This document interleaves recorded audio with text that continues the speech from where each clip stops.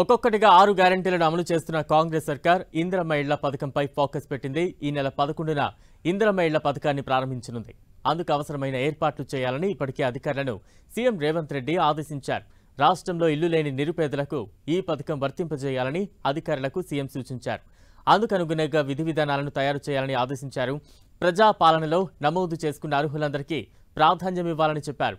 గత ప్రభుత్వం double bedroom ఇళ్ల నిర్మాణంలో చేసిన తప్పులు జరగకుండా అసలైన అర్హులకు లబ్ధి జరిగేలా చూడాలన్నారు. ముందుగా ఒక్కో నియోజకవర్గానికి 3,500 ఇళ్లను మంజూరు చేయాలని నిర్ణయం తీసుకున్నారు. దశల వారీగా ఇల్లు లేని నిరుపేద సొంతింటి కల నెరవేర్చడం తమ ప్రభుత్వ సంకల్పమని సీఎం అన్నారు. ఇందిరమ్మ ఇళ్ల పథకంలో ఇంటి స్థలం ఉన్నవారికి అదే స్థలంలో కొత్త ఇంటి నిర్మాణానికి 5 లక్షల రూపాయలు ప్రభుత్వం ఇవ్వనుంది. ఇల్లు లేని నిరుపేదలకు ఇంటి స్థలంతో పాటు ఇల్లు నిర్మించుకునేందుకు 5 లక్షల రూపాయలు కూడా ఇవ్వనుంది. ఏ దశల్లో ఈ నిధులు విడుదల చేయాలనే నిబంధనను సిద్ధం చేయాలని అధికారులకు సీఎం సూచించారు. లబ్ధిదారులకు అందాల్సిన నిధులు దుర్వినియోగం కాకుండా కట్టుదిట్టమైన మార్గదర్శకాలు రూపొందించాలని ఆదేశించారు.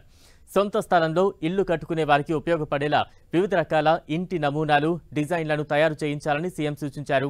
లబ్ధిదారులు తమకు అనుగుణంగా నిర్మాణం చేపట్టినప్పటికీ తప్పనిసరిగా ఒక వంటగది, టాయిలెట్ ఉండేలా చూడాలని సూచించారు. ఇంటి నిర్మాణాలను పర్యవేక్షించే బాధ్యతలను వివిధ శాఖల్లో ఉన్న ఇంజనీరింగ్ విభాగాలకు అప్పగించాలని సీఎం సూచించారు. జిల్లా కలెక్టర్ల ఆధ్వర్యంలో ఇంజనీరింగ్ విభాగాలకు ఈ బాధ్యతలను ఇవ్వాలని చెప్పారు.